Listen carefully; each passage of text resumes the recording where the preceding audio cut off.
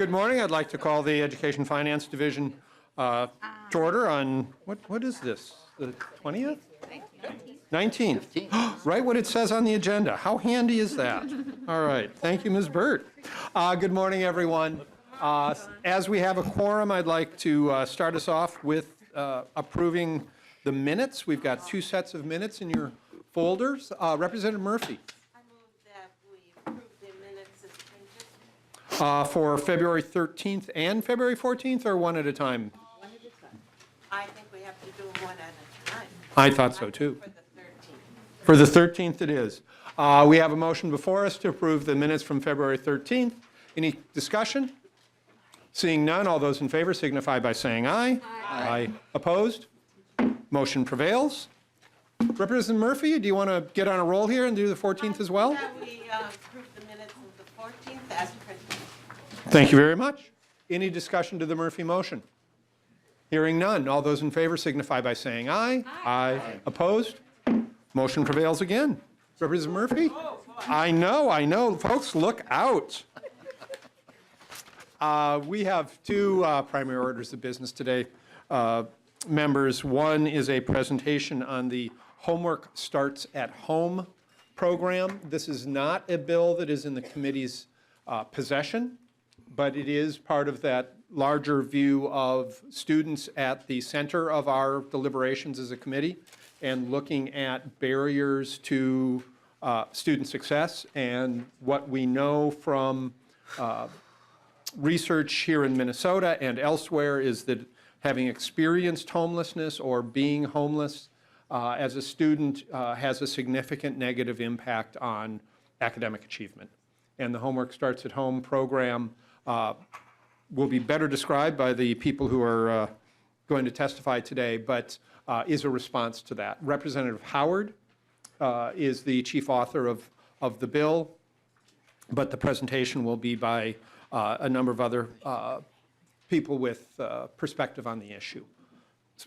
We'll then later move to Representative Richardson's House File 813 on suicide prevention training. With that, I'd like to invite up Eric Grumdahl with the Minnesota Department of Education.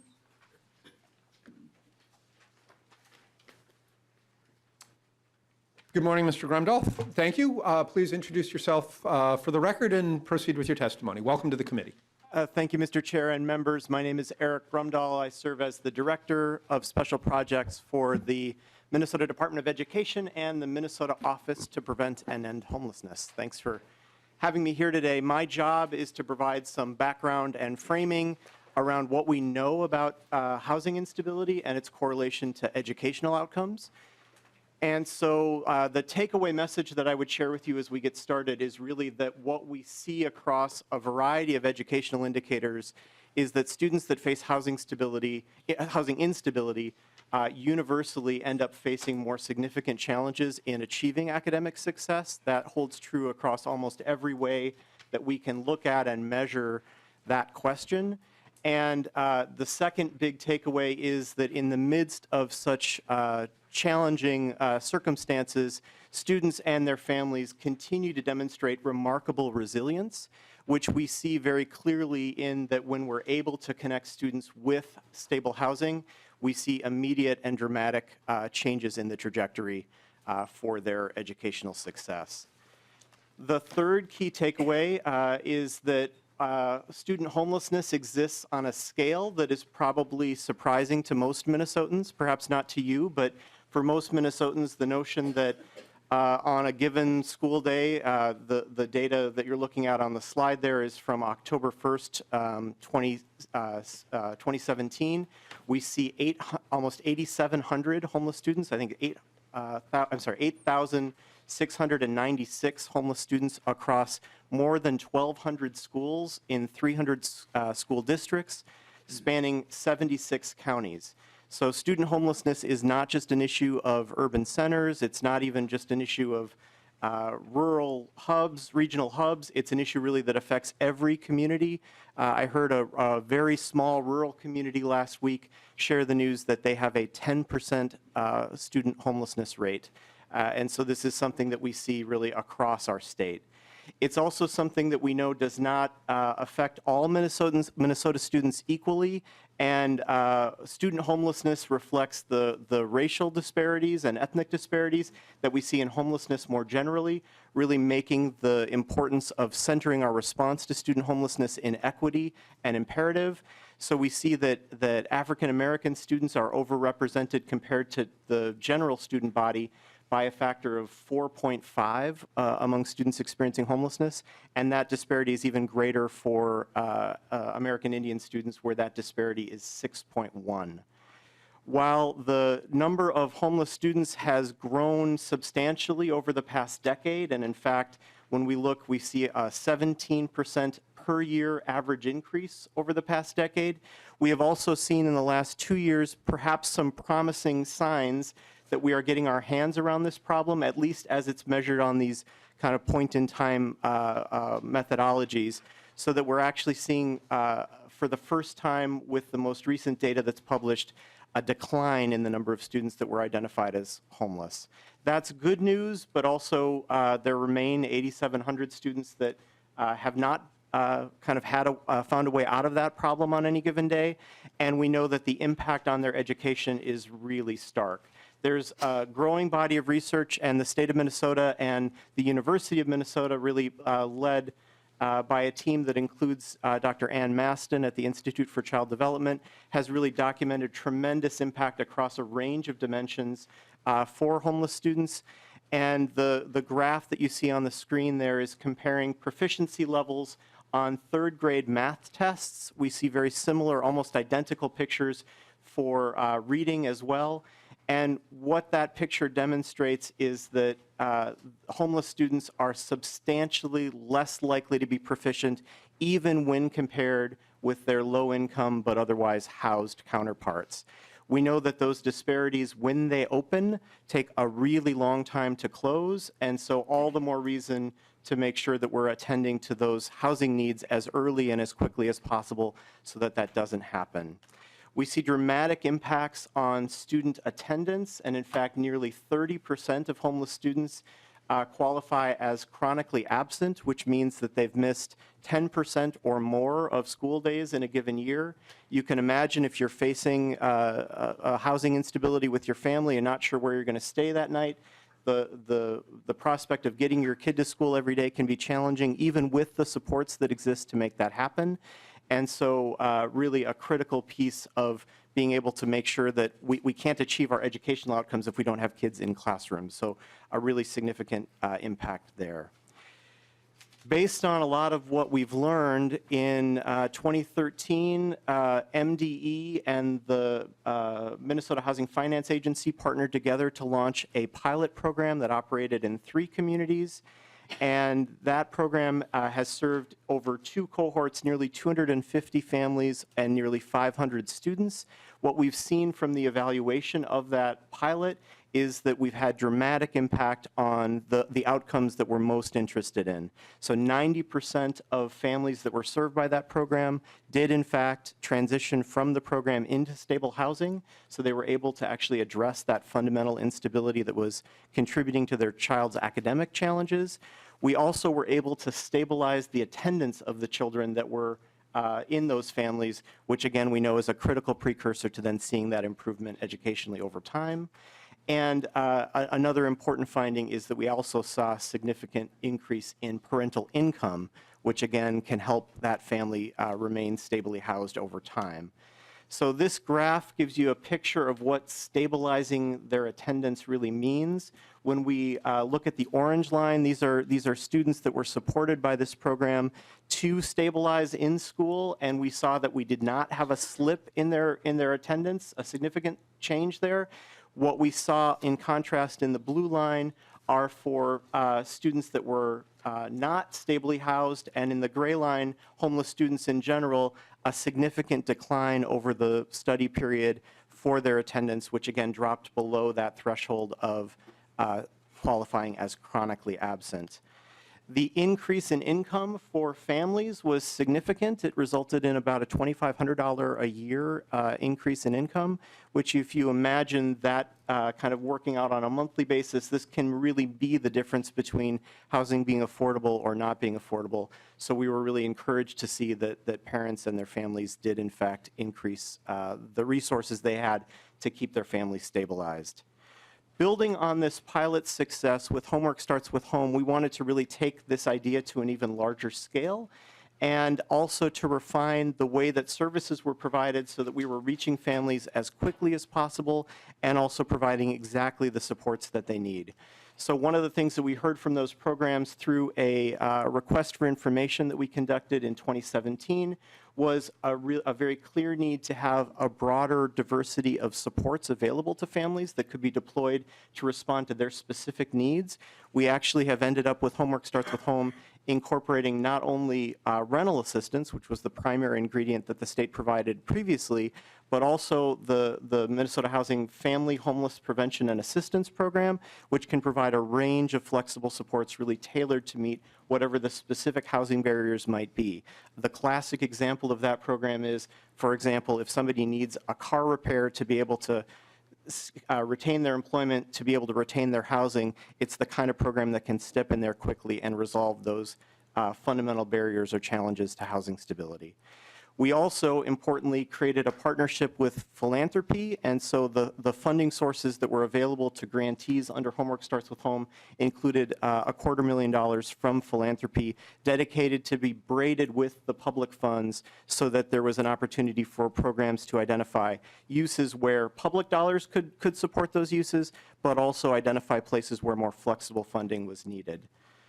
As a result of our community kind of input and listening, we identified this preliminary practice model, which I won't go through in detail, but the key point is really to strengthen the approach that our communities are using in being able to respond to this challenge, knowing that the particular supports that families need are often very individualized, and having those available rapidly and identifying students rapidly are critical ingredients.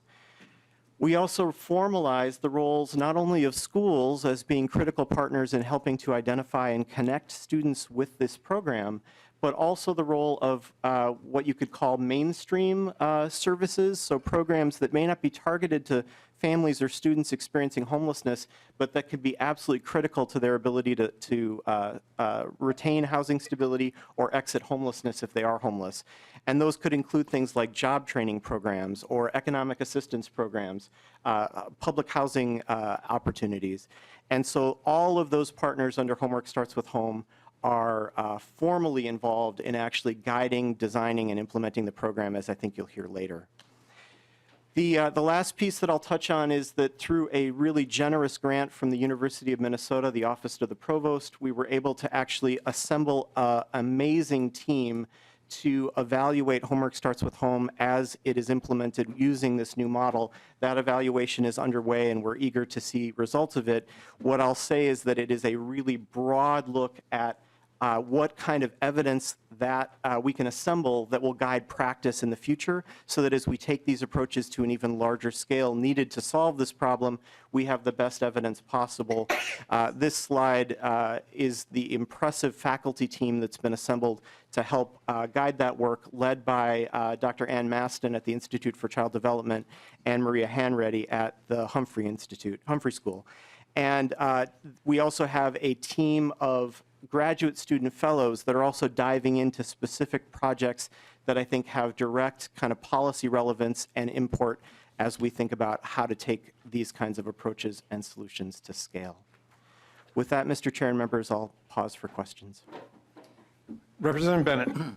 Thank you, Mr. Chair, and thanks for this presentation. I have a couple of questions. First of all, I missed what you said these pilot programs started what year? Mr. Chairman and Representative, they started in 2014 in 3 communities. The Northside Achievement Zone in North Minneapolis, the St. Paul Promise neighborhood, and Clay County, which includes the city of Moorhead. Thank you. Representative Bennett. Mr. Chair, thank you.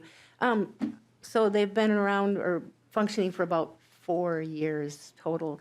So I'm curious on the issues that you have, which are definitely significant issues.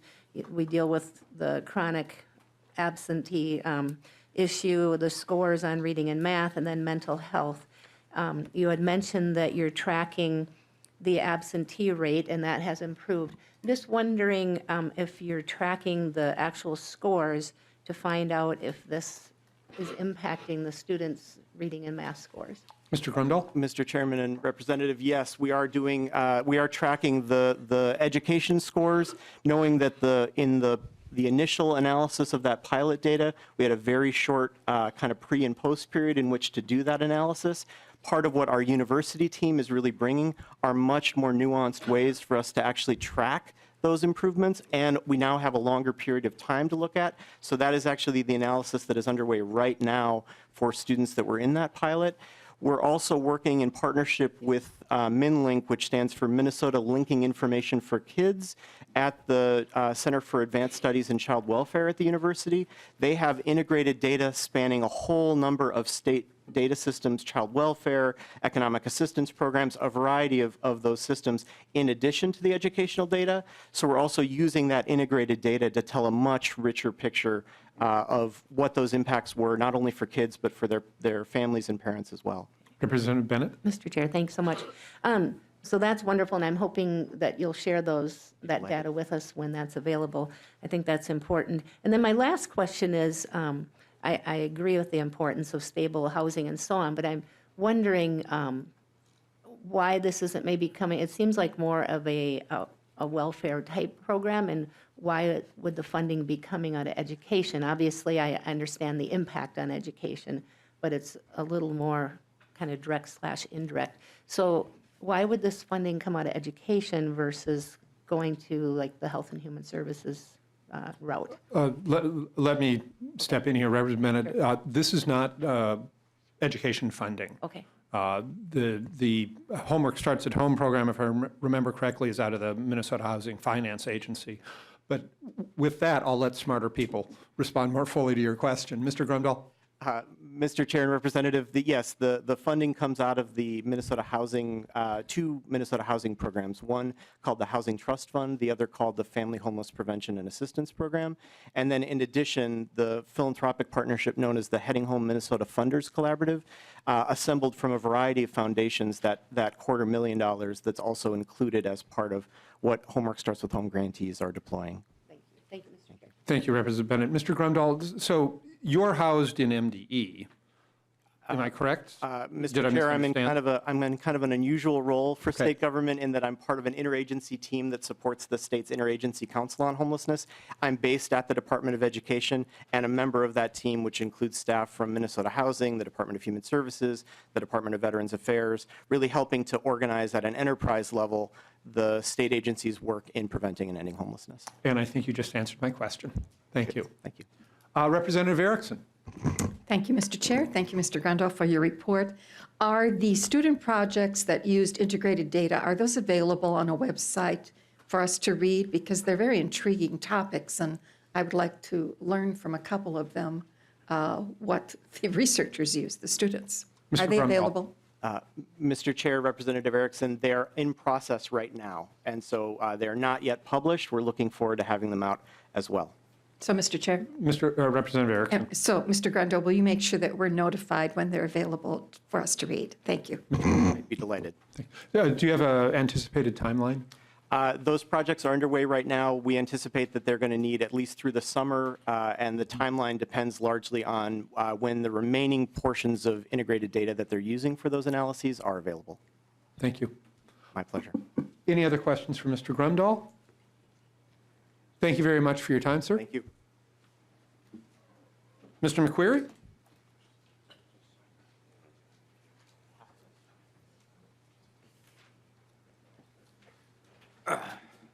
Good morning. Welcome to the committee. Please state your name for the record and proceed with your testimony. Thank you, Mr. Chair and members. My name is Dominic McQuarrie. I'm Public Policy Manager at the Amherst H. Wilder Foundation.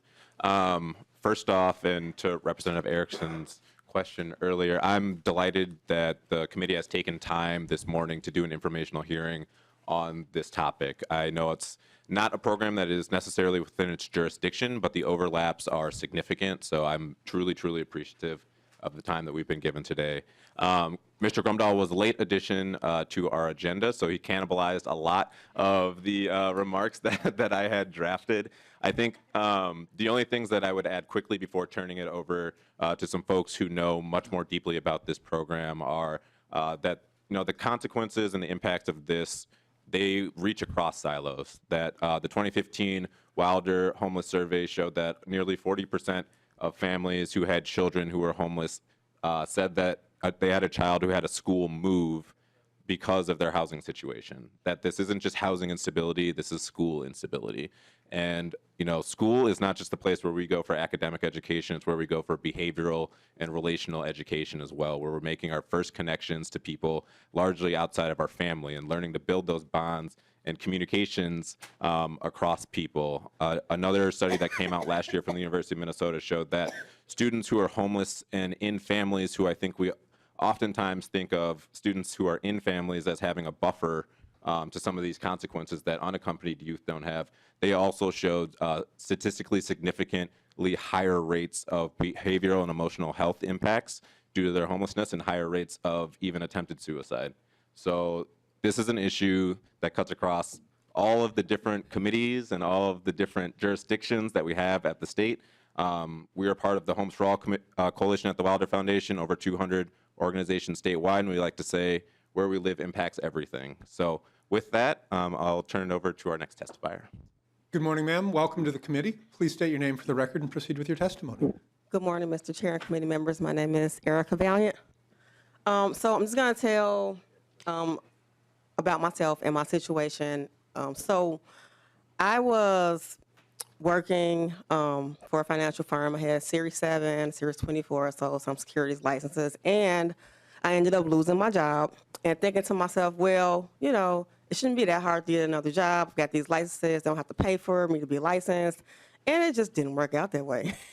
And so my landlord let me stay in the house for like 4 months without paying because he didn't want to put me out. But eventually I said, you know what, I'm just going to go. I don't have any money. I don't have a job, and you need to make money. And I left and ended up being homeless for about 6 months with my 3 kids. And, I was from house to house. I was with my sister, my cousin, my friend, in the car, all these different places. And I had a hard time getting my kids to school on time or at all, depending on where I was, because everybody didn't live in the area. I couldn't, there's a school bus that would bus them, but maybe not from where I happened to be that night. And I ended up getting a letter because one of my kids was truant because he missed so many days. My 9-year-old, now 9-year-old, or he was late so many times. I would try to get them to school, and sometimes I would make it, but it wouldn't be on time. And I would think to myself, well, at least they're here, but, the school doesn't care about that. You have to be on time. You have to be here. And, they care, but there are all these rules around kids being in school on time. So I was getting them to school either late or not at all, but they were getting there. And eventually I had to tell the school that, look, I'm homeless. I didn't want to tell them because I was embarrassed, because it's embarrassing. Like, you don't just go to school one day and say, hey, I'm homeless. My kids don't have anywhere to stay. But eventually I had to tell them because they're wondering, like, hey, what's going on? Why are kids always late? They're not sick. What's the problem? So once I did tell them, I was talking to Culture and Wellness Center, somebody who has an office in the schools, and she told me about the Families Motivated to Succeed program, which is funded through Homework Starts from Home. And I put an application in, I was accepted, and I ended up getting a house in August, so it was about 6 months after I became homeless. So after I got housed, my kids were no longer late for school. They didn't miss any days unless they were literally sick or had a doctor's appointment. I ended up getting a much better job than what I had, right? And I ended up doing work with the St. Paul Private Neighborhoods Parent Council, which taught me all about advocacy work and coming up to speak about things like this, which helped me to get my job because they're like, hey, you got community engagement experience, you've got experience doing this, we love to have you here, right? And then from that, I ended up being a part of the Neighborhood Leadership Program and Community Equity program. And now I'm even doing work with the Education Partnership Coalition to help teach other parents and all their other sites how to do the kind of stuff that we do with Parent Council. So I'm saying all this to say that not only does Homework Starts from Home help with homelessness and help with kids being able to get to school and do what they need to do in school on time or at all, it also opens up so many other opportunities for parents, which in turns opens up opportunities for the kids. One more thing to add, too, just as to let you know, like, kind of how it was during that time. My kids, when we were at other people's house, they would always tell me, like, Mom, I want to go home. I want to go to my room. I want to go back to our house. Because, I was usually with family members who had other children, and they would be like, well, this is mine, this is mine, this is mine. There's nothing my kids could say was theirs, right? And it was really hard for me to just say, when they like, I want to go home. I didn't say, we don't have a home. I would just say, okay, we'll go home later, right? So that's it. Ms. Valiant, thank you very much for sharing your story today. Thank you. Oh, one moment. Representative Hewitt? Thank you, Mr. Chair. Mrs. Valiant, I'm just kind of curious, after you made the application to the school or wherever, how long did it take you to get placed then? Ms. Valiant? So it took a couple of months. Representative Hewitt? Thank you. All right. Thank you very much. Thank you. Mr. Vernash?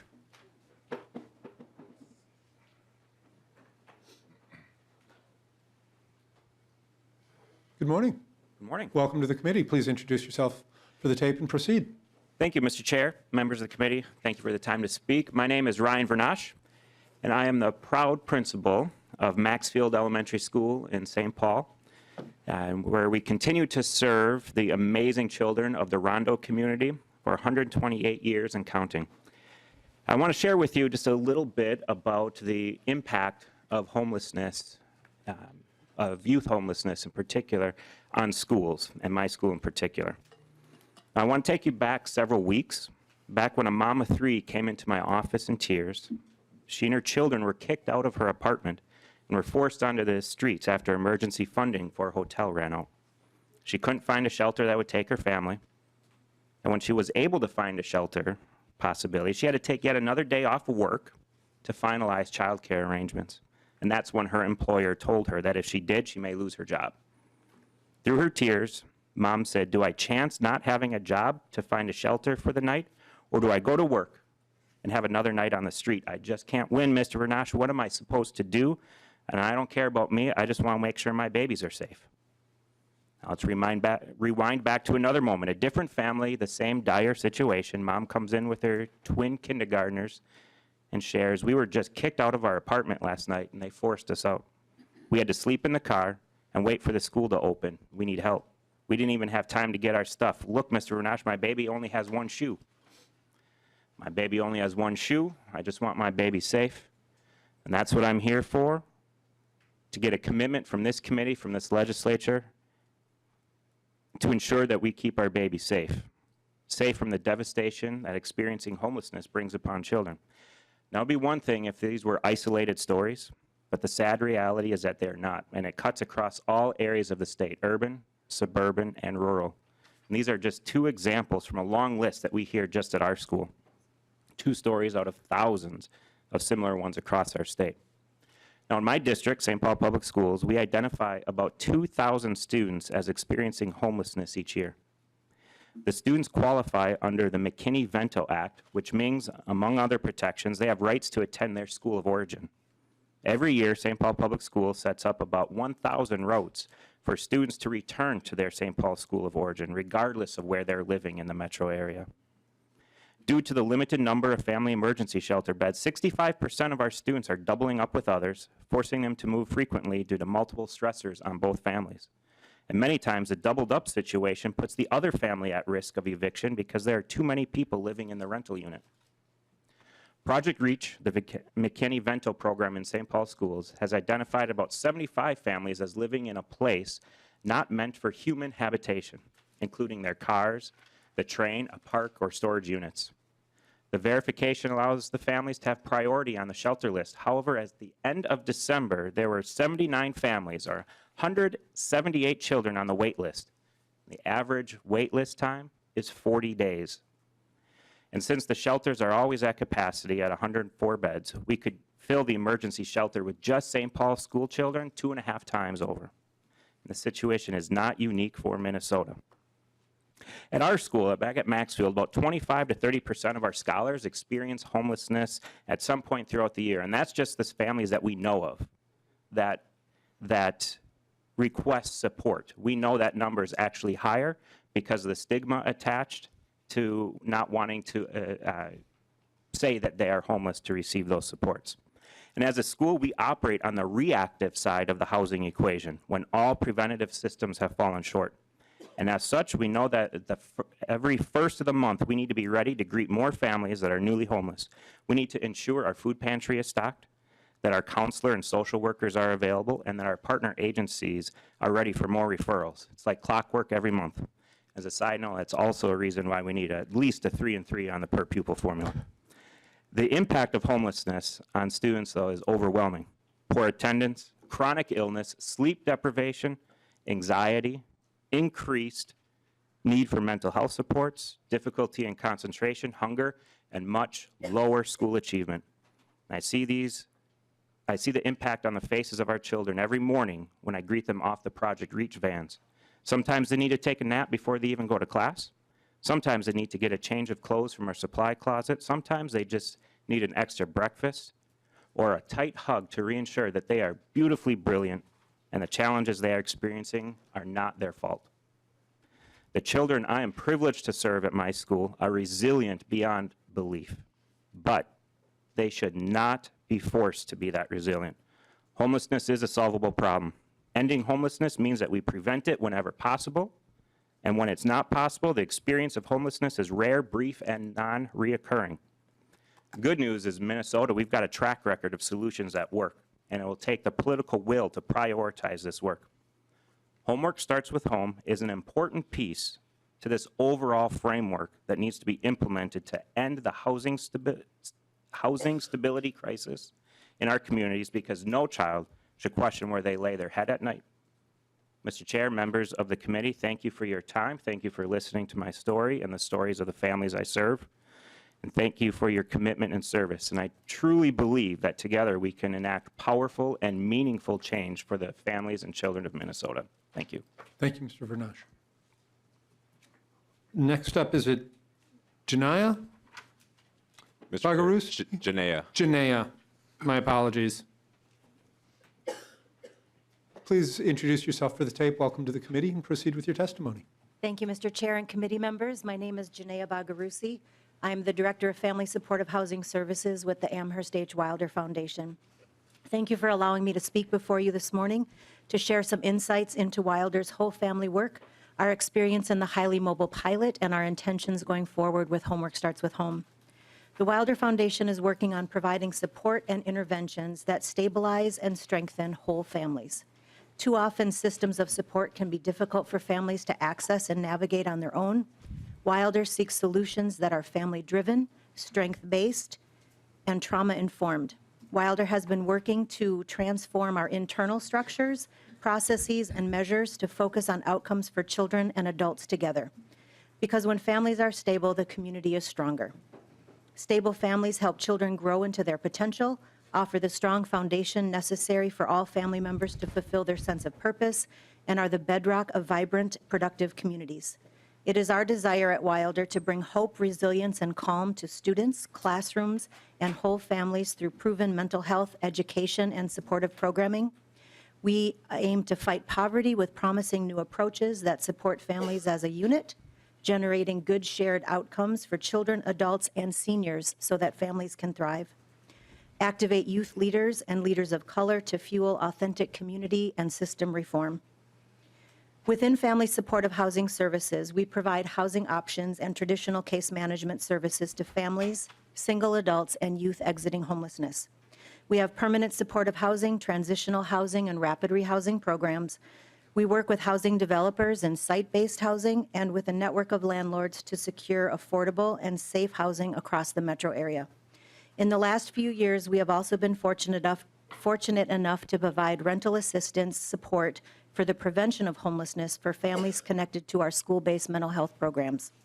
And in this last year, we have provided prevention support to parenting youth in maintaining their housing or securing housing immediately so that they don't fall into homelessness. Our work on the highly mobile pilot began in 2014 as one of the 3 pilot sites. From the beginning of the pilot to now, we have been fortunate enough to provide rental assistance and supportive case management services for 89 homeless and highly mobile families living in the St. Paul Promise neighborhood geographic area who had at least one child attending Jackson Elementary, Maxfield Elementary, or St. Paul City School. Rental assistance was provided for 24 months, and case management services were provided by the Cultural Wellness Center. In the first year of the program, we served 49 families, and what we learned from those families, 86% of them were headed by single female households. 81% of the families were identified as Black or African American. The average monthly income per family was approximately $1,000 at program entry. Before enrolling in the program, 51% were literally homeless, 39% of those families were doubled up with family, and 12% were doubled up with friends. And as you've heard from previous speakers, the children in the program at entry had slightly lower average attendance rates that previous school year, and they had a higher rate of chronic absence than other students enrolled in the St. Paul Public Schools. The key findings from small group discussion and surveys indicated from that first cohort that most families secured housing that met all of their needs. Families experienced improvements in the safety and health of their home relative to prior housing experience. Families were able to spend more time together and improve their family relationships. Families were experiencing improved well-being, reduced stress, both financially and psychologically, and of course, attendance improved for the children. We are currently under an extension of this pilot to allow for our remaining 12 to 15 families to fully utilize that rental assistance for the full 24 months. We believe our early learnings will continue to be demonstrated in the remaining pilot months, and all of that has informed our program design for Homework Starts with Home. With Homework Starts with Home, we will serve 95 to 100 households over the next 3 years. We will include families and unaccompanied youth who are literally homeless or at imminent risk of homelessness. We will provide progressive case management services, which are very intensive services up front, and then ongoing case management services as needed and requested by the families, although it will be required that face-to-face contact happen with the case manager every 90 days to assess needs and update goal plans. Families or youth may positively exit the program long before the 24-month time period, and additional households will then be added. Wilder is providing the progressive case management services, and we are partnering with the St. Paul Promise Neighborhood, St. Paul Public Schools, and Wilder's school-based mental health services. We are working with an additional 13 schools then from the pilot. We are committed to working with the households holistically and putting supports for housing, mental health, education, and basic needs in place. And we will be accepting applications for this new round of programming next week. As you've heard before, just under 30% of the children attending the schools we are partnering with in Homework Starts with Home are homeless. The need is real and prevalent. Having a place to call home allows so many other things to fall into place for families and young adults. When you don't have to worry about where you will sleep at night, you can focus on safety, stability, personal and family goals, employment, mental health, physical health, and yes, attending school daily and completing homework. Thank you for your interest and support of Homework Starts with Home. Thank you, Ms. Bagarusi. Mr. Chair. Yes. Just, Mr. I McCreary. saw Representative Richardson with a box of treats, and I know that she has a bill before the committee, so I wanted to do a time check with you and see if we're doing okay. We've got 10 more minutes. I Okay. appreciate the sensitivity, however. Wonderful, thank you. And in a demonstration of the great collaboration and community that's going on at their site, Ms. Kaufman from Solid Ground is ceding her time to the other 2 testifiers from the suburban Ramsey area. So she is not testifying, just as an FYI. Well, thank you, Ms. Kaufman. So I'm going to assume that one of you is Ms. Hanson and the other Ms. Mason. Yes, I'm Mary Sue Hanson. I'm the director of the Suburban Ramsey Family Collaborative. Thank you very much. Welcome to the committee. Thank you. And my name is Jenny Mason. I am the director of St. Andrews Community Resource Center in Montemita. Thank you very much. Again, welcome. Thank you. Well, I just Please wanted proceed. to start. I work for the Suburban Ramsey Family Collaborative and have for 20 years. So that includes everything in Ramsey County except St. Paul proper. So we work in the Family Service Collaborative structure, and that was legislation from Arnie Carlson way back in the day.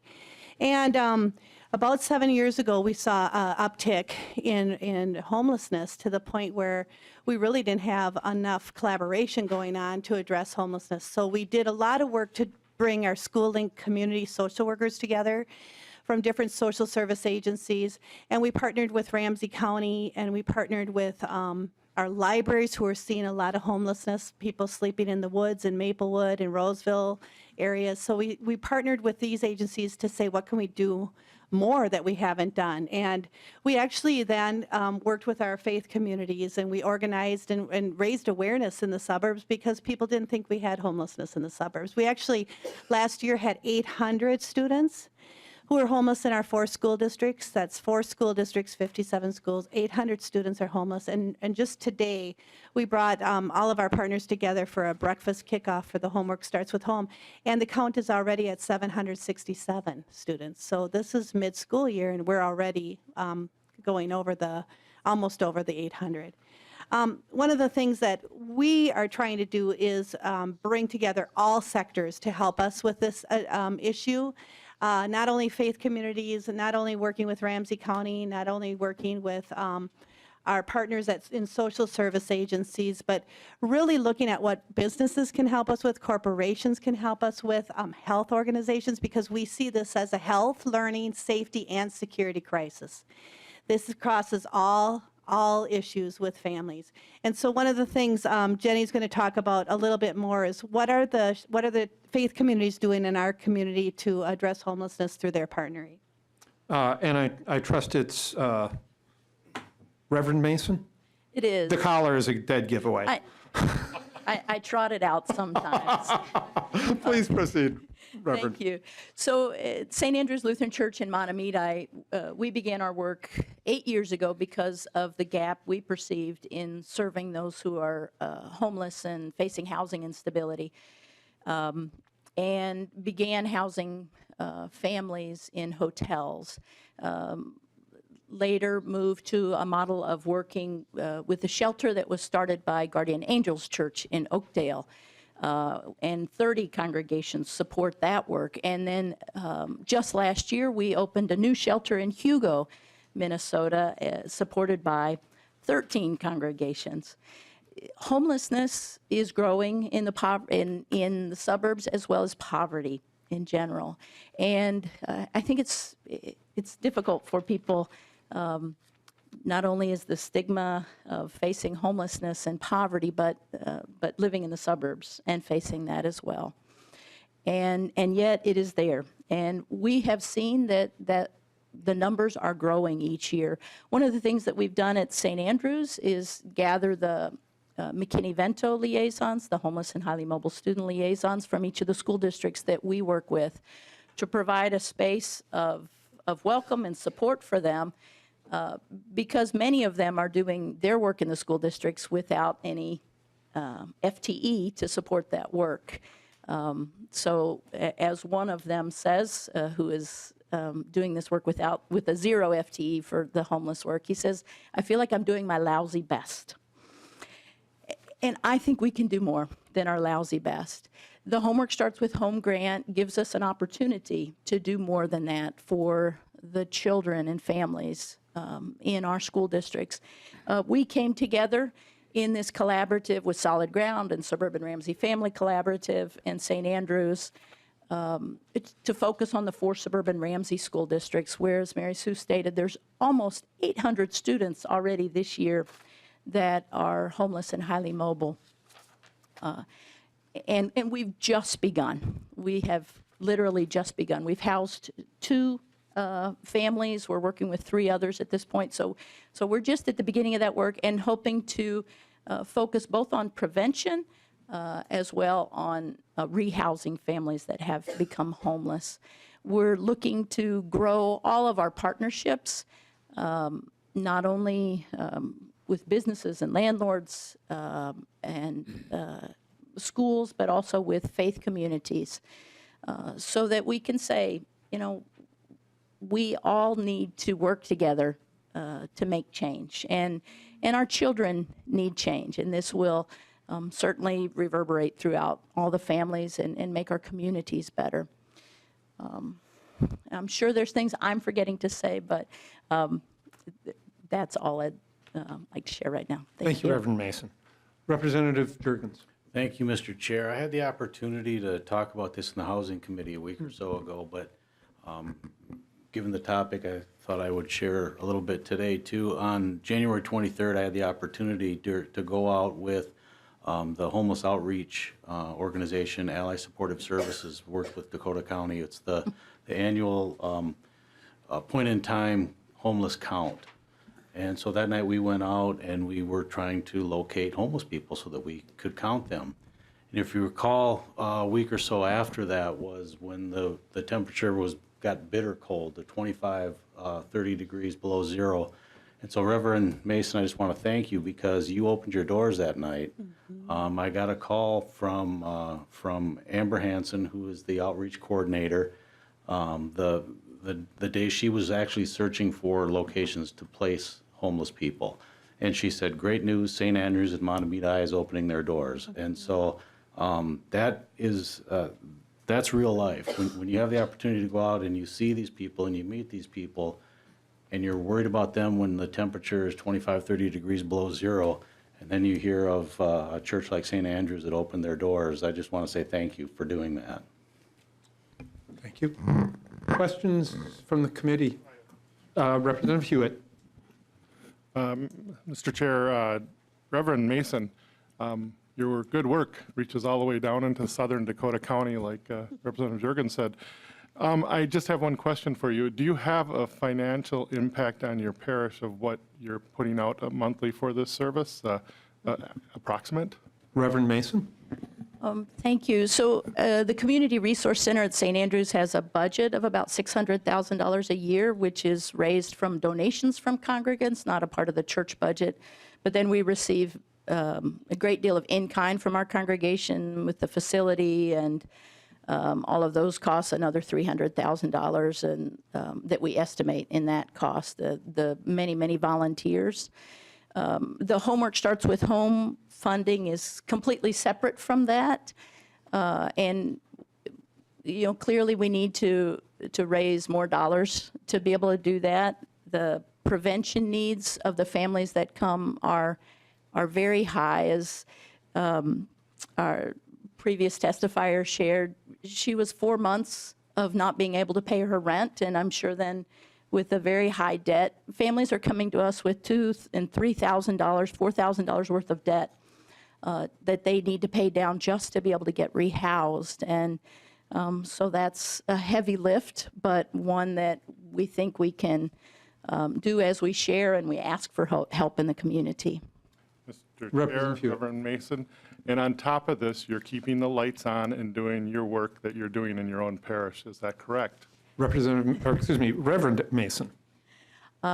Yes, and I would say it's a large congregation with very generous people, and yes, we are keeping our lights on, and we see that this is part of what we're called to do, and I think we feel called to provide leadership in the community because we can and because we feel and see the need. Representative Hewitt. Right. Representative Erickson. Thank you, Mr. Chair, and thank you to both Ms. Hansen and Pastor Mason for your collaboration. That is so important, and especially to St. Andrews as a faith community to reach out. We have these issues in rural Minnesota too, and I just want to cite one example of before Christmas, a family in Princeton, a mother with 5 children was evicted, and word came to our church, a Lutheran church as well, that this had happened. And so I got a group of my friends together, and we put together some funding so they'd have a place to stay through Christmas. And then we each went about trying to find rental housing, and we did achieve that. But I think the message that we should send to our schools, our districts, our charters, is that the faith community is a place for people to go. And we're going to minister to them for their needs in more ways than one. And that's so important that we can bring this healing to our people as they see us reach out in our faith to serve. So I hope that, we can send that message across the state. And in rural Minnesota, where I know small churches like mine, struggle, but we're benevolent. We want to help others. And when they have a need, we reach out. The quilters in my church provided at our youth center, where many of our homeless spend every day, quilts at Christmas. We send food to them. And we have the principal from Princeton High School here today, too, and they have a food shelf, and my church is very generous in providing to the food shelf so that when the children leave on the weekend, they're going home with something in case they don't have food at home. So thank you again for the collaboration that goes on, but particularly let's get the message out that it's the job of the faith community, as Pastor Mason said, to reach out and to help these people. Thank you, Representative Erickson. Representative Bennett. Thank you, Mr. Chair, and I just would like to give a special shout out to St. Andrews. My parents actually are members there, and I went there when I was in high school. That was a lot of years ago until I moved away to Albert Lee. But I do know the impact that St. Andrews has on the community, and obviously a lot of surrounding areas, and I want to thank you for that. And I've visited your church now and then when I visit my family, so thank you. Big day for the Lutherans here in front of the Education Finance Committee. I want to thank you all. Mr. McQuarrie, do you have any closing comments? Thank you both for your testimony. Thank you very much for your time today. Mr. McQuarrie. Awesome. Thank you. And in closing, I just want to reiterate that, family homelessness and student homelessness is a community issue, and it takes a community to response. And I'm happy that we were able to show an example of that. I know the site out in Clay County that has 40 organizations working across 5 counties on this issue is another wonderful example of the work that's going on. The Homework Starts with Home program, through the help of Representative Krisha, who I was hoping would be here today, was able to secure some one-time funding last session, but there is no base appropriation for this. So while I know that this committee does not have jurisdiction over the funding for this, I would ask that everyone would support Representative Howard's House File 1401, which was introduced yesterday. We really want to make sure that the people who are doing the great work in community can continue to serve families so that we can make strong families and strong communities. So I'm around if anybody has any further questions, or I can connect them to anyone related to the program, and just want to thank the committee again for the time. Thank you very much, Mr. McQuarrie. Representative Erickson? Thank you, Mr. Chair. Is there not in House File 2 a $4 million funding transfer from the education budget? Is that not included in House File 2? Representative Erickson, House File 2 does have the Homework Starts at Home proposal, but not out of the education budget. I don't believe. Mr. Chair, I McQuarrie? think there's a transfer. Yeah, so I believe as a part of messaging the impact of housing related to education, there was something included there, and the money would then transfer to Minnesota Housing for the administration through the traditional funding streams of the Housing Trust Fund and the Family Homeless Prevention and Assistance Program. But we have a standalone bill that Representative Howard is carrying, which is House File 1401, which would go directly through the Housing Finance Committee. Yes. Thank you for correcting me. Thank you very much. To the testifiers all, thank you for taking time out of your day and coming and sharing your perspectives and your experiences. Very much appreciated. Representative Richardson. That means you.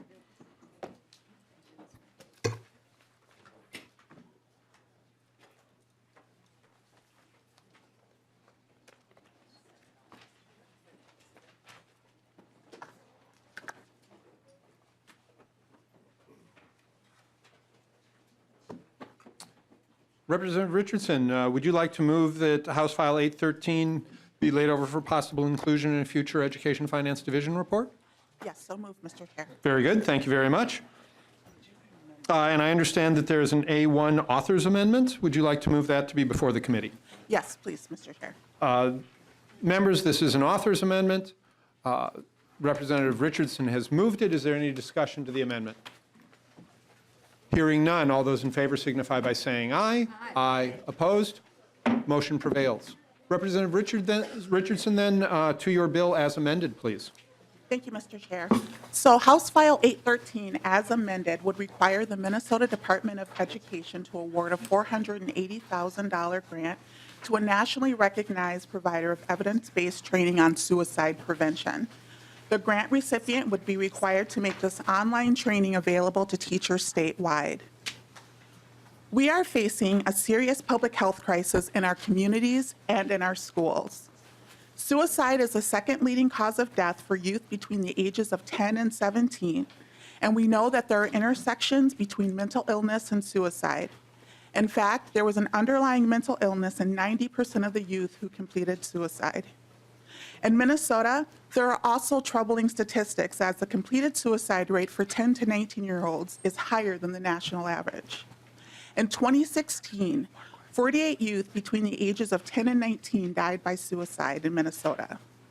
According to a Minnesota Department of Education student survey, 496 eighth graders reported that they had seriously considered suicide.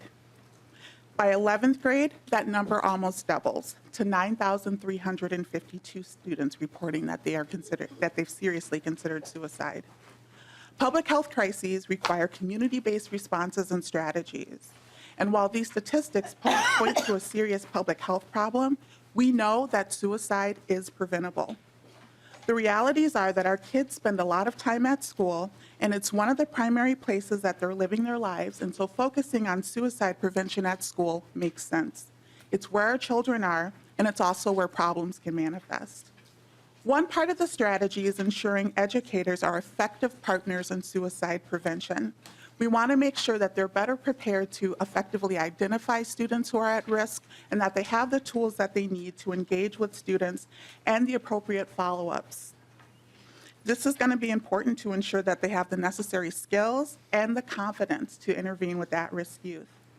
In 2016, legislation was passed in Minnesota requiring teachers to take 1 hour of evidence-based suicide prevention training as part of licensure renewal. We have some testifiers here today that will speak to the benefits of that training, but for some schools, there have been challenges.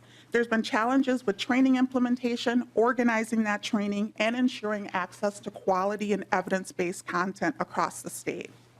This bill is an opportunity to ensure schools across the state have access to an online evidence-based suicide prevention training.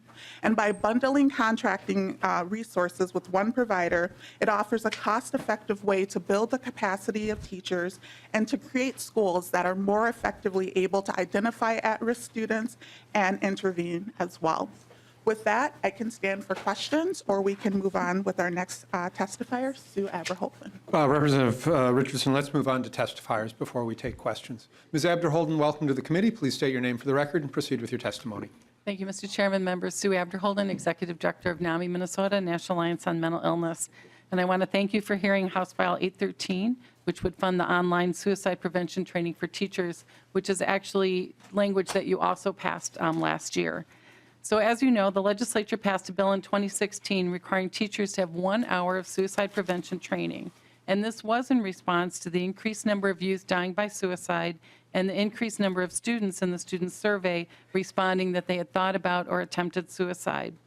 In a national report released in May, researchers found that suicidal ideation has steadily increased and that half involved teens aged 15 to 17, 37% were ages 12 to 14, and almost 13% were children ages 5 to 11. Girls made up nearly 2/3 of those cases. Now, we don't expect teachers to treat students, but we want them to know the signs and symptoms, and most importantly, what to do if a student shares that they or a friend are suicidal. NAMI provides a mental health education program for high school students called Ending the Silence. And after nearly every presentation, a student approaches my staff worried about themselves or someone else. We encourage schools to let us do the 1-hour evidence-based class to teachers. It's called QPR, Question, Persuade, and Refer, so that they know what to do if a student comes up to them after we leave. QPR is good and it's short, but it's still hard to arrange for all the teachers and staff to be there at one time. In 2016, the Minnesota Department of Health put some funding towards trying out an online suicide prevention training. The money was actually funneled through NAMI so that we could track the schools and the outcomes. There were 30 schools and 1,064 staff completed the training. 95 to 97% said they would recommend the training to a colleague, which is a very high number, and 79% said that they were more prepared to discuss the sign of distress with a student after the training. Charter schools actually had the highest usage of the training.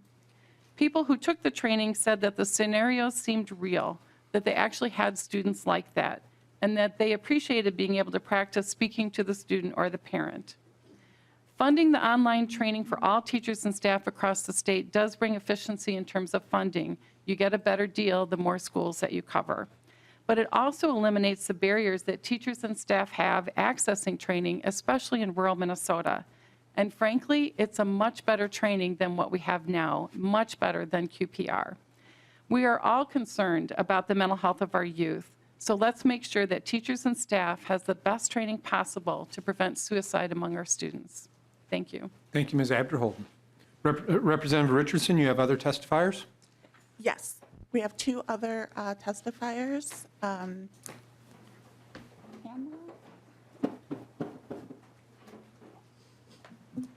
Good morning. Welcome to the committee. Please state your name for the record and proceed with your testimony. My name is Tamara Pulver. I work as a director of special ed with charter schools. Good morning, Chairman and committee members. It's an honor to address the House to advocate for House File 813. I work with charter schools, and due to the smaller setting, we get a large number of students with disabilities. The enrollment is greater than the state average. Majority of these students are dealing with mental health issues and trauma. So, you know, staff always wonder and ask, what's the difference between a student that just needs to buck up and one who's in serious trouble? It's really every day in Minnesota schools, teachers, paras, office staff, bus drivers, and food service people all have to interact with students that are engaged in self-harm, suicidal ideation, despair, and hopelessness. Knowing how to respond is critical to the health and welfare of the child. We all want and need effective training in suicide prevention. I received a grant for all staff at my charter schools to access the Cognito training.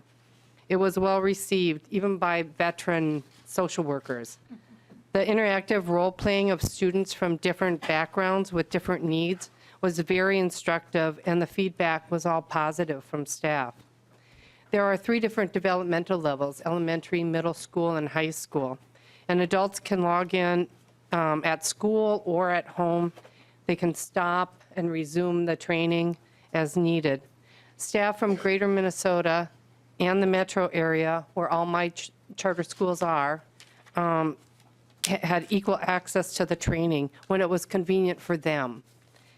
As you know, licensed staff must complete the suicide prevention training. The beautiful thing about Cognito is how available and accessible it is to all non-licensed staff, many of whom have deep and meaningful relationships with our students.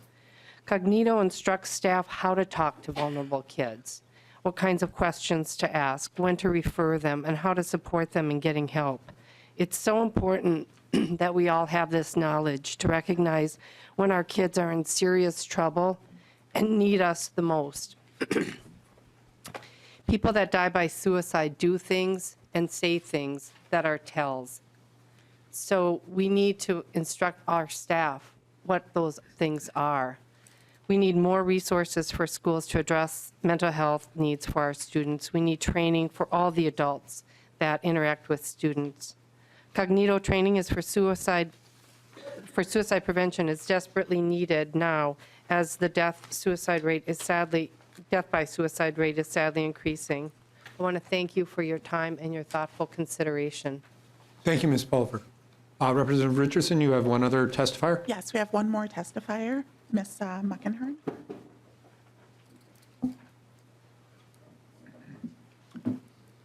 Good morning. Welcome to the committee. Thank you for traveling down today. Please introduce yourself for the record and proceed with your testimony. Thank you, Mr. Chairman. I'm Barb Muckenhern. I am the principal at Princeton High School. Good morning. Thank you for this opportunity to speak on behalf of supporting the Cognito Suicide Prevention Training through NAMI, Minnesota.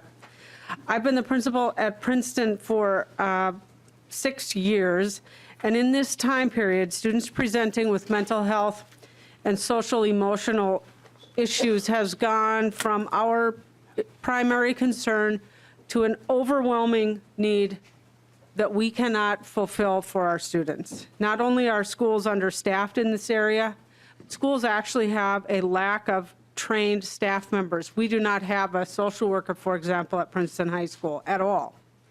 Continuing education for teachers, for teacher licensure is now required in the area of mental health awareness and suicide prevention. However, it is actually a challenge very often for teachers to acquire this training and quality training.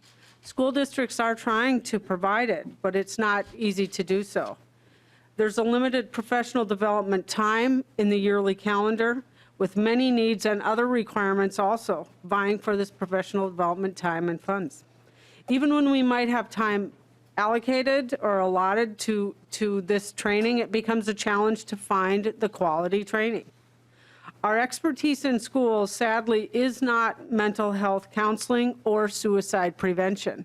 So we struggle to even develop our own quality training. When the opportunity arose a couple of years ago to work with NAMI Minnesota to provide Cognito training, I thought, I've got to give this a try. I haven't seen anything else like this, and I haven't seen anything else like it since. To my surprise, it was a quality experience and provided the following benefits. It was free to our middle school and high school staff, all staff. That was a gift. Staff could access this training day or night, which was extremely convenient. The system was easy to use and worked as intended, which is a surprise. So even though we were among the first, the glitches were very insignificant and easily solved.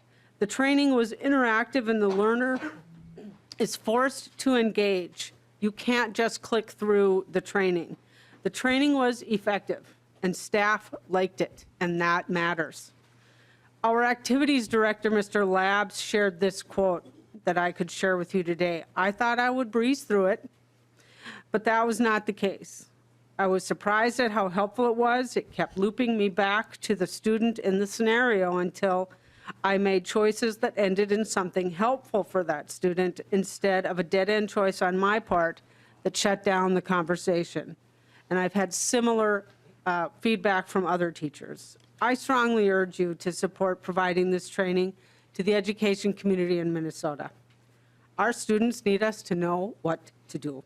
And that only happens with quality training and learning opportunities such as the training like Cognito can provide. Please help us help our students. This is the most important thing we do. Thank you. Thank you, Ms. Muckenhern. Members, in your packet additionally is a letter from Ms. Charbonneau-Folk from the Big Lake Schools, also in support of the training. Representative Detmer. Yeah, thank you, Mr. Chair. And Princeton High School, please. I'd like to just, on behalf of my brother, Lee Detmer. No, of course it is. Who taught at Princeton for 30-plus years, and I think retired, what, 3 years ago, 2 years ago? Ms. Muckenhern? Like 4. 4 years ago. 4 years okay. ago. But just wanted to say hi. You know, just tell, when you see Lee, just tell him you met his better-looking brother. I will certainly do that. I believe he sent the same message to her beforehand, so. We're just 18 months apart, so. All right. It's great to meet you. Representative Edelson.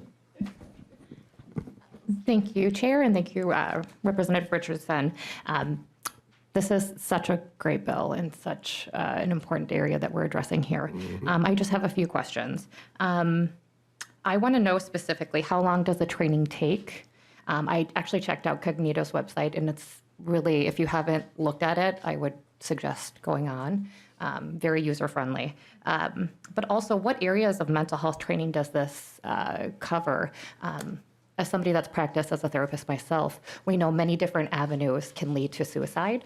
And so I don't know if it would be better for Sue Abder-Holden to come up and address that. Representative Richardson, who's taking the pitch? Sue, I think, can answer those questions. Ms. Abder-Holden. Thank you, Mr. Chairman, Representative. It covers really more, if you think about suicide prevention training, you're not trying to diagnose or anything like that. You're trying to figure out how to question and talk to the individual who may be suicidal. And so it really focuses more on that dialogue and conversation about what to say and how to engage, not just, as I said earlier, shutting down the conversation. So it really helps you learn how to do that. And then you refer. So you're not necessarily handling that crisis, but really trying to figure out if, in fact, that student is suicidal, and then where do you go from there? Representative Edelson. And then how long does the training take? Ms. Abder-Holden. Mr. Chairman, Representative, it's supposed to take an hour, but we've also heard that sometimes, because that's the hour that's required, which is why we looked into this. But if someone wants to kind of keep going back over and over again, it could, of course, take more than an hour. Or if they keep answering wrong, frankly, it's going to take a little bit longer. All right. Representative Edelson. So just one more, thank you, Chair. So this covers the suicide 1-hour training from past and previous session. Representative Richardson, Ms. Abder-Holden. Yes. Thank you. Thank you, Chair. Thank you. Representative Detmer. Yeah, thank you, Mr. Chair. On a little more serious note here, I know we provided some funding last year in the bill. Staff development money, I know that's set aside at 2% each year for a school district's budget. Could this be run through staff development? That's my question. Mr. Strom, can you review for the committee the 2% set aside and the requirements around that, please? Mr. Chair, members, part of each district's general education revenue, 2% of the formula allowance is set aside for staff development activities, and those activities now are under the control of the school board. There's a list in statute of the activities, but I presume a class like this or a course like this would fit under the requirements in 122A60 for staff development. And Mr. Strom, to your reference that those monies are currently under the authority of the school board is a reference that previously it was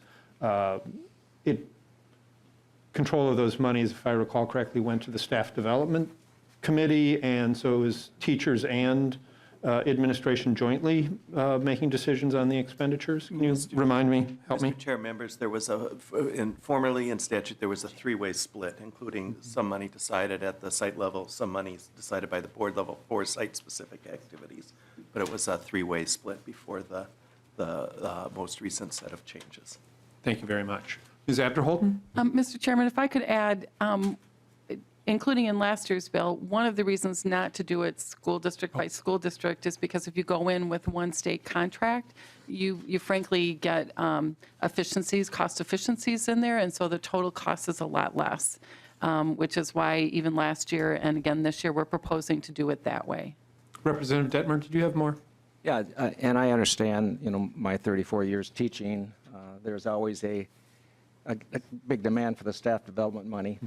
And teachers will put in their requests. The district would have their programs that they set aside with staff development money. So that was just a question that I know if you look at a school district budget of $70-some million, and that's a pretty big hunk of change for staff development. So just wanted to point that out. Thank you, Representative Detmer. Ms. Abder-Holden, while this may be an appropriate response to the increase in suicidal ideation being seen amongst youth, how do we get below the response to the causes? Do you have insights? Is there research that provides insights into why we're seeing the increase in suicidal ideation? Mr. Chairman, some of the studies I've read look to a number of things. One is contagion. So what you see is maybe in a high school, you see one student take their life, and then soon after, several others. And part of that, frankly, is how we communicate and message that. And the health department, through their public health nurses and departments, are also trying to work when that happens in a school to actually work on making sure that you're doing the right things, not to promote contagion.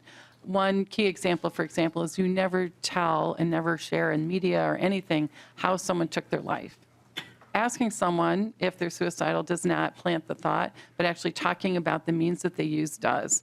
One example is after Robin Williams' death, where the media, frankly, was horrible in terms of putting out every single detail. There was a huge increase in the number of people who died by suicide by those means. So there are things like that that we need to work on to make sure that we're not promoting contagion. I think the other thing that we know is that trauma is playing a larger role. I did notice that one of the new trainings that Cognito has come out with is actually an online training on trauma. But we do need to kind of understand that as well. And then I think building resilience in children is also another thing that we have to focus on, both as parents and as adults in our community, so that one small setback doesn't lead to a student thinking that, well, then that's it. I don't really have any other options. And then finally, I would say that making sure that we have places to refer children to, so that, I'm a huge fan and advocate for school-linked mental health, so that if we do find a child that someone's worried about, that they're not waiting 3 months to get into treatment, but that they're actually, really seeing someone right away, so that they can resolve that and try to make sure that, the student really understands why suicide is not an option. Thank you, Ms. Abderholden. Representative Pryor. Thank you, Mr. Chair. And to follow up with what your comments just were, Ms. Abderholden, is the training, this 1 hour training right now, does it address the contagion and how to communicate to students about that also? Ms. Abderholden. Mr. Chairman, Representative Pryor, I do not believe so. There's a whole kind of another work that goes on in terms of safe messaging. We have actually sent materials to all of the school districts in Minnesota several years ago about what safe messaging is and what to do. And we provide, through a grant through the health department, a class called postvention, where you come in after a suicide has taken place to actually provide that kind of training and information. Representative Pryor. Thank you. Representative Sandell. Thank you, Mr. Chair. I recognize that this request is just a single-year appropriation. What sort of thoughts do you have for ongoing in-service training or teacher preparation for new teachers? And also, I wonder if there's attention to suicide prevention in teacher preparation programs. Representative Richardson. Ms. Abderholden. Your choice. Mr. Chairman, Representative, what we'd like to see is if everyone really loves this, let's continue it, right? If we've had 30 schools, which is 30 school districts, which is small, let's see if this is really popular and people really feel that it's effective, then we would, of course, want to continue it. If something's working right, continue to do that. There is, to my knowledge, there isn't a lot in kind of the teacher education about mental illness in general and suicide prevention, although we are seeing that in general in the community more and more people are at least taking a suicide prevention class because they're worried about it, and anyone who's working with youth in particular is looking to take those kinds of classes so that they really understand what's going on. There are many organizations, not just NAMI, but many that offer the QPR 1 hour class for free. We offer it twice a month for free in our office, just so anyone can come by and be able to take that kind of education. A lot of people know CPR and first aid, and I think the time has really come that people really understand and increase their mental health literacy as well. Representative Sandell. Thank you, Mr. Chair. Thank you. Representative Erickson. Oh, thank you, Mr. Chair. So, Ms. Abderholden, once the grant is awarded, like it was to Princeton, is there access then to that training ongoing so that it's, more like a permanent software access that the teachers and other staff can use? Mr. Chairman, Representative Erickson, my understanding is that it's for a certain amount of time and that contract would then have to be renewed. But as many people as you want in that district can take it. Representative Erickson. Thank you, Mr. Chair. So Principal from Princeton, Ms. Principal Muckenhern. Muckenhern? So would you describe for us, Principal, what happened in Princeton once the grant was awarded and how long you can have that? Ms. Muckenhern? Sure. We were contacted and we determined a date that it would be open for us. And we had several months, and I'm going to say it was like 4 months.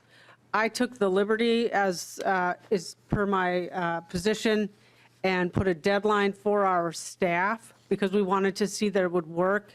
And I also required it for everyone, as I also can do, so that we had a starting point for our entire staff. So that year, everyone met this licensure requirement, but we could have had it open the entire first 2 trimesters, I believe.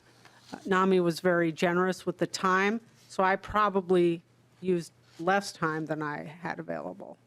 Representative Erickson? Yeah, thank you, Mr. Chair. So what will you do in the future then as new staff come on board? Ms. Muckenhern?